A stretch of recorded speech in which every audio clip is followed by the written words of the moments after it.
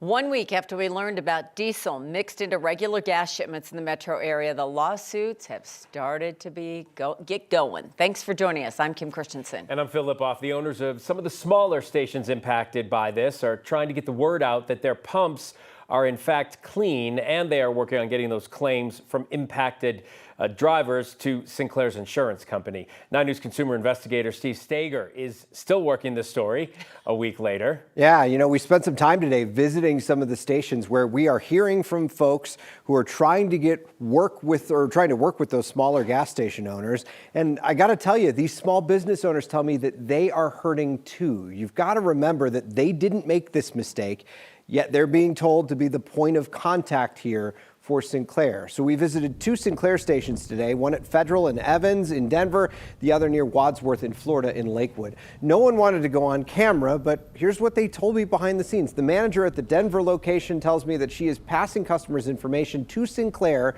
to start their claims process. In the meantime, she wants to get the word out that her gas is safe. She showed me the receipts and invoices from having her tanks and pumps all cleaned out and ready to go. In Lakewood, the manager of the gas station tells me that he is getting the nearly 20 claims from people that he has already collected to Sinclair, and he says that he has lost about $40,000 in business during the time that his pumps were shut down. His gas is clean too. He's worried about the damage all of this has done to his business's reputation.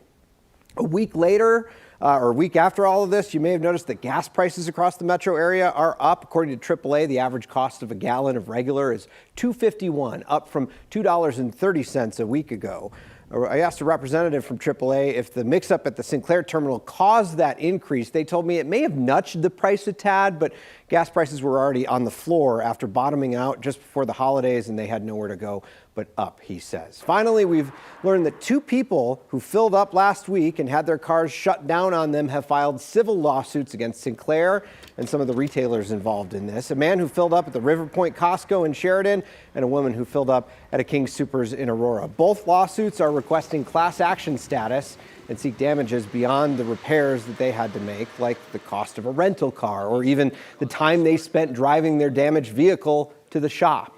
A consumer expert I talked to today says these lawsuits shouldn't impact the regular claims process for others who do not want to use the courts to sort all of this out. I will say once more that Sinclair has assured us that any contaminated fuel out there has been cleaned up and it is safe to fill up in the metro area. And we have a list of all the gas stations that got the contaminated fuel last week on 9news.com. I'm Steve Stager. Steve on your side, 9 News. Just so many angles to think about, Steve. I mean, you do feel for especially those small guys, like they're trying to say, hey, gas is good here. It's not us. We didn't do it. And that's tough. The mom and pop shops, they are trying to work with their insurance companies for them as well, because think about all the business that they lost because of this, something that was no fault of their own. These tanker drivers really didn't know what they had in the tanks as they made the deliveries at stations across the metro area on Wednesday and Thursday of last week. So you got to think a lot of them did not intend for this to happen to anyone, yet they are being told that they have to be the point of contact with people and then try to get this all sorted out through the insurance process. Yeah, and that one manager told you, what, $40,000? It's a lot of business. Yeah, it is. Yeah, and you can't help but notice today as you're standing there, the pumps are empty. Not a lot of people are going to these stations to fill up. I keep wondering how many people really got this gas, because every time I go to fill up, there's always other cars there on any given day of the week. But yeah. It could be a lot. We know that the number, I checked in with the state today, never heard back on numbers of complaints. We know it was at 600 yesterday. And those are people who've had car trouble and are asking the state to go in and inspect that gas station, add it to the list. We've heard from almost 200 people in our kind of database. There's a contact form for us as well on 9news.com. When you text that number at the bottom of your screen, the word gas to 303-871-1491, we'll send you our article, all of our reporting on this, the map that we've set up, and then how you can get in touch with us. I think of so many people who you go to the mountains and go to other states. There are people who are probably in other states who got some of this gas who think there's something else wrong with their car. Yeah. It's probably much wider spread than we think, but one may never know. Yeah, the nightmare of a rental car, right? Think about filling up a rental car with gas like this. Oh. Yeah. All right, that's another one. Steve, thanks so much. Appreciate it.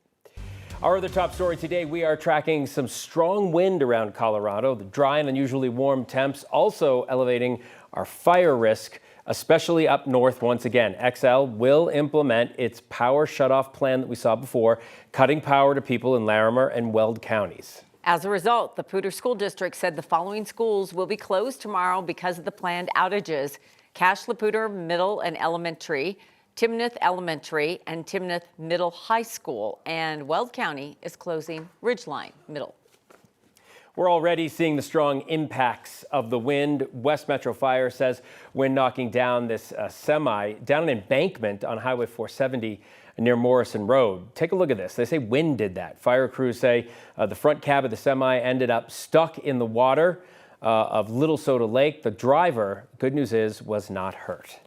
But when you're talking about wind that can move a semi, Yeah. talking about strong wind. Kathy, it was trash day in my neighborhood. So Yes. I watched all the trash cans take a little trip down the street, Yes. cross the street, around the corner. I mean, the wind was cooking.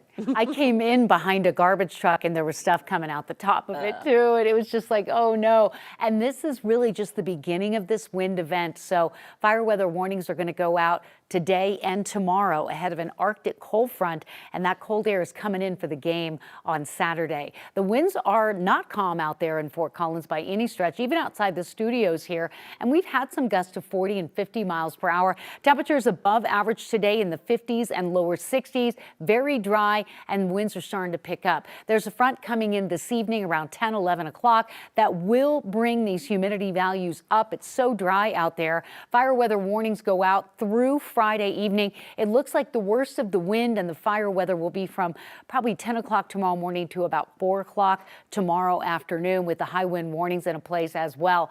Tonight's front is the first of two, and we're calling them Arctic fronts because there's cold air and maybe a few snow showers coming in tonight. A really short-lived event in terms of the moisture, but it is there and is possible as we see that system roll through midnight to about 4 a.m. Maybe a little snow here in Denver. That'd be great. Mid-50s now, dropping into the 30s after that front by 11 o'clock. Coming up, we're going to talk in detail about the fire and wind warnings and that elevated fire risk, but we're also tracking an Arctic front, cold air coming in for the Broncos game Saturday. That forecast is ahead. All right, Kathy, we'll see you in just a bit. In the meantime, 5 people are without a home tonight after a fire broke out in Aurora. The fire sparked around 10 last night on Joplin Court, which is near East Dartmouth Avenue and South Chambers. Aurora Fire believes some sort of electrical issue started this fire in the home's basement. 2 adults, 3 kids were able to make it out safely. Luckily, nobody was hurt. The Red Cross says it's now helping the people who were displaced.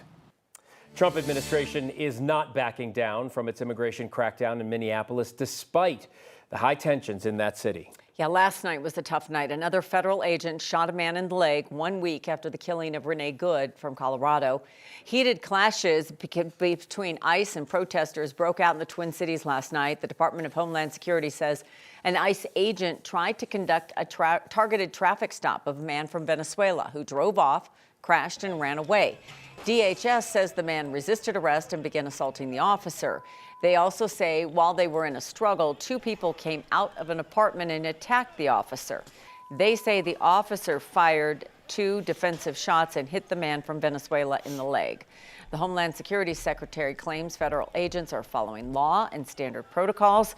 She is also suggesting people should be prepared to provide proof of citizenship. In every situation, we're doing targeted enforcement. If we are on a target and doing an operation, there may be individuals surrounding that criminal that we may be asking who they are and why they're there and having them validate their identity. President Trump is threatening to invoke the Insurrection Act. He says it allows him to bring federal troops to Minneapolis and stop the protests. That is something the city's mayor, Jacob Frey, is opposing. ICE can leave, and this massive deployment can come to an end. We have filed litigation to hopefully make it so, and at the same time, I'm deeply concerned that we don't have that kind of time. This is already the 2nd shooting that we've had in a week. People are scared. City leaders like the mayor are concerned of another incident happening. They are urging protesters to stay calm and not take the bait. Dozens of athletes have been indicted in a scheme to rig and bet on college basketball games. According to federal prosecutors, the suspects include more than 39 players on more than 17 different NCAA Division I men's basketball teams. Prosecutors allege the players attempted to manipulate the final margin in more than 29 games in the U.S. and China. That affected millions of dollars in bets. The suspects face several charges, including bribery in sports and wire fraud. It comes several months after, you might remember, the high-profile indictment of more than 24 people alleged to be involved in illegal gambling schemes in the NBA, and that included Denver native and former NBA star Chauncey Billups. Denver is ready to ring in some playoff football. Miles, the mascot, brought his flag to the top of all of Denver's major landmarks this week, and that includes Union Station, the Capitol, the Clock Tower, and 16th Street. Then posting this video showing Miles' great adventure. All this to drum up hype for the highly anticipated matchup against the Bills on Saturday. I thought that was a great hype video. It was awesome. It was super. 9 News sports anchor Everything's John orange Treach and joins us blue now. at night around the city. It's great. Yeah, and he's waving the flag. It's perfect. I think that was a great beginning of what needs to be not a repeat of last year, but the absolute opposite of it. Not a repeat, maybe something different Yeah. in 10 years, right? It's likely not the first time you've heard the Broncos are fighting to win their first playoff game in a decade. The decade has felt like a desert with a quick mirage in Buffalo last year in the wild card round, and as you may remember, that didn't go particularly well. Sean Payton says this team has no scars of the past. What's at stake is like if you're an NFL professional athlete or coach, or man, if you can't get excited to get to the next game and know where you're at, I think I think our focus is more on the things that we know to be true and making sure we're trying to practice those in these 3 days. And a reminder, the Bills played 6 days ago in Jacksonville, and the Broncos have rested since January 4th. It's good to be the #1 seed. Mm-hmm. And you look at that travel, and then you come to altitude. Yeah. Yeah. Better I know, better it's be ready. dry. It's hard to breathe here, you know. That's why they always freak them out in the locker room, you know, the opposing locker room. It says, it's Right. all over it. Oxygen. 5,280 feet. I'd like to clip the Remind them. video of you doing that and send it to Buffalo. Yeah, sure. Send it right to the locker room. I'm sure it's just a head game that way. But no matter what, I mean, if we win, this town is just going to go bananas. Miles is going to be on the Capitol building again. No, he's doing more. I think he's got more trips than him. More trips. John, Okay. thank you.